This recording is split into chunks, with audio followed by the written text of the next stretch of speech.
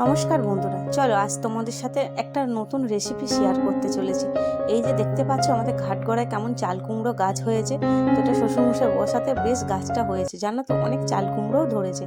তো চাল কুমড়ো গাছের নরম একদম ডগের কচি পাতাগুলো যদি এইভাবে একটু সর্ষে মানে ভেতরে পুর দিয়ে যদি ভাজতে পারো, সত্যিকারে গরম ভাতে মনে হয় আর কিছু লাগে না। আর বিশেষ করে যাদের একটু সর্দি সর্দি ভাব হচ্ছে এই ওয়েদারে, আর একটু জ্বর ভাব, তাদের জন্য এই রেসিপিটা তো একদম মাস্ট একদম। তো হঠাৎ করেই মা বলে যে চলো আজকে তোমাকে পাতাগুলো তুলে দিচ্ছি, তুমি এইভাবে করো, খেয়ে দেখো।